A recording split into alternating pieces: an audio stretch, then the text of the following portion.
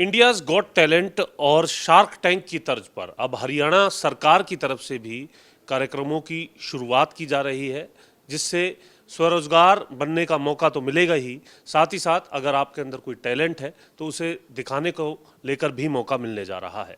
जी हाँ, इसको लेकर के आउटरीच प्रोग्राम के तहत जो शुरुआत है वो की जाएगी। किस तरीके की शुरुआत होगी, कब से ये शुरुआत होगी, हमारे साथ सीएम आउटरीच प्रोग्राम के प्रमुख पंकज नैन साहब हैं, उनसे बातचीत करेंगे।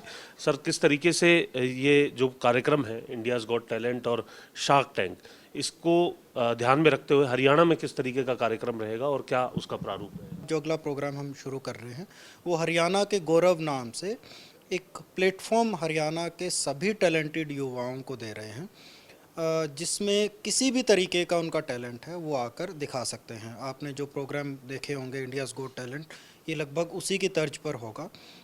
करीब 2-3 महीने तक हम हरियाणा के हर शहर में जाकर जो भी टैलेंटेड बच्चे हैं उनका, युवा हैं या किसी भी एज ग्रुप के हैं, उनका ऑडिशन लेंगे वहाँ पर, और ऑडिशन के बाद जो भी उसमें सेलेक्ट होते हैं उनका आगे सेमीफाइनल और फाइनल राउंड्स होंगे और फिर उनको आगे इनाम भी दिया जाएगा।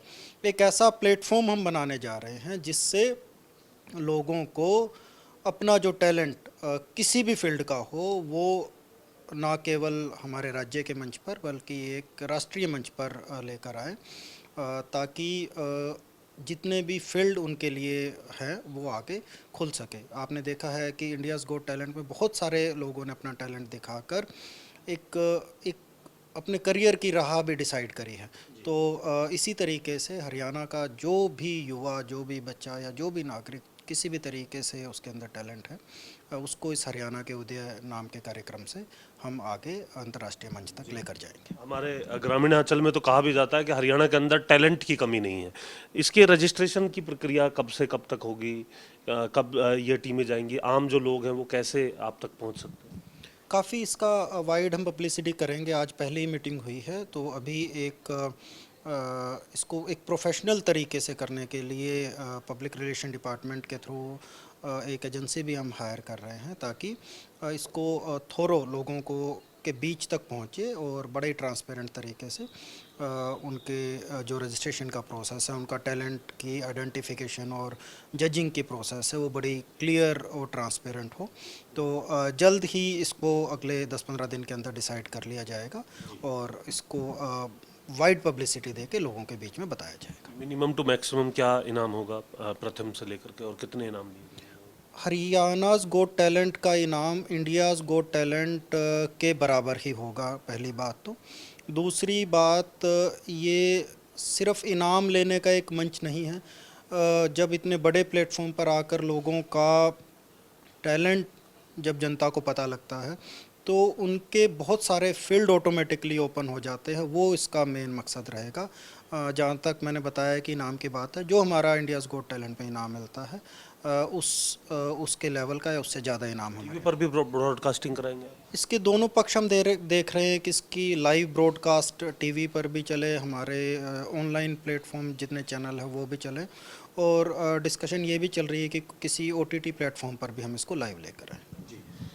शार्क टैंक की तर्ज पर हरियाणा के जो शार्क्स हैं उनको किस तरीके से आप लेकर के आ रहे हैं और कैसे हरियाणा के नागरिक को उसका फ़ायदा मिलने वाला इस हरियाणा के गौरव प्रोग्राम के तुरंत बाद हम जो अगला प्रोग्राम अभी प्लानिंग है हमारी, वो हमारे जो ऐसे युवा जिनका के अंदर बहुत कुछ बिज़नेस करने का या एंटरप्रेन्योरशिप करने के आइडियाज़ हैं पर उनके पास फंडिंग नहीं है, उनको आगे लेकर आने का एक प्रोग्राम हम शुरू करेंगे।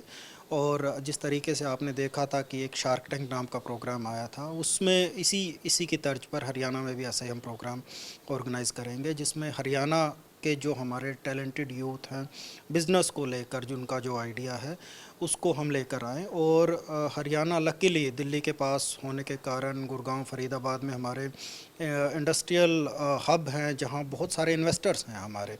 उन जो बड़े इन्वेस्टर्स हैं उनके सामने हम इन हरियाणा के, चाहे वो ग्रामीण अंचल का बच्चा हो चाहे शहरी बच्चा हो, उसको आगे लेकर जाएंगे और उनको उनका आइडिया सरकार के प्लेटफॉर्म के माध्यम से दिखाएंगे कि इन बच्चों का ये आइडिया है और उन आइडिया देखने के बाद मुझे बिल्कुल यकीन है कि हमारे हरियाणा में तो लोगों का टैलेंट ही इतना है, लोगों का मेहनत करने का जज्बा इतना है कि काफ़ी इन्वेस्टर्स उन आइडियाज़ के पीछे इन्वेस्ट करेंगे और उनको एक प्लेटफॉर्म मिलेगा ताकि अपना जो बिज़नेस आइडिया है, अपना जो एंटरप्रेन्योरशिप का आइडिया है, उसको वो आगे लेकर जाएं। यानी सरकार एक सेतु का काम करेगी, इन्वेस्टर और आइडिया के बीच में एक विश्वास का काम करेगी। बिल्कुल।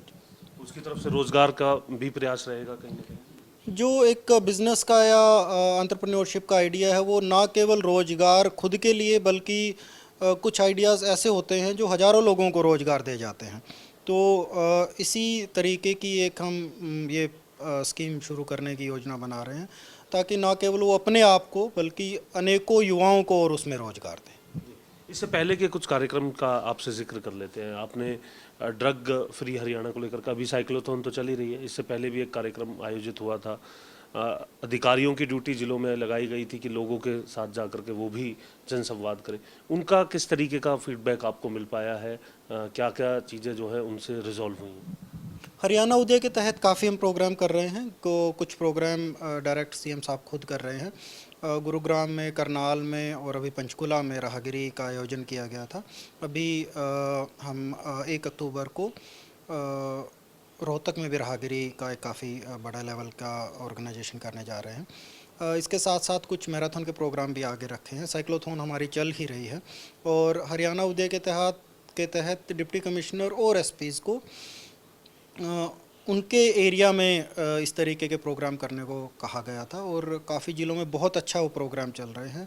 लास्ट जो मंथ की हमने प्रोग्रेस रिपोर्ट देखी थी उसमें करीब 3 लाख लोगों ने प्रत्यक्ष और अप्रत्यक्ष तरीके से ऐसे प्रोग्राम्स में पार्टिसिपेट किया और जहां पर भी ये जा रहे हैं तो काफ़ी पॉजिटिव परिणाम भी कुछ ज़िलों में आ रहे हैं। शुक्रिया बात करने के लिए। तो सीधे तौर पर आपके अंदर यदि टैलेंट है, आपके पास अगर आइडिया है, तो सरकार अब आपको वो मंच देगी जहां से आपको इन्वेस्टमेंट भी मिल सकती है और वो मंच भी मिल सकता है। चंडीगढ़ से कैमरामैन सूर्या के साथ जितेंद्र चौधरी, खबरें अभी तक।